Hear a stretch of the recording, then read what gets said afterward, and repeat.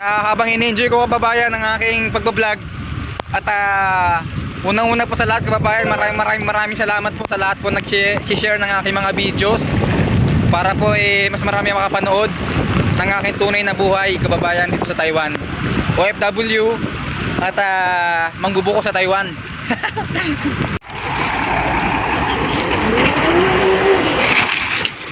Sira lang pala yan.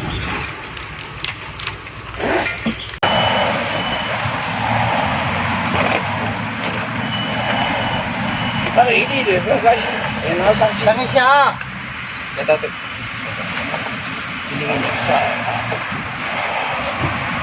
At yakin eh, ang roti yan eh. Ayan, umuulan na.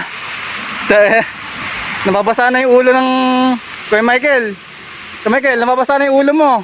Wala ka bang bibili dyan? Malagyan ng bumbulan. Puta, parang buko yung ulo eh. Grabe talaga. Lulubos-lubusin ko ng mga kababayan pagbablog ko salamat sa suporta na lang. At kapag nagustuhan ng aking video kababayan share nyo na lang po. Kayo na bahala. God bless. Maraming salamat mga kababayan at ang lakas ng ulan, grabe.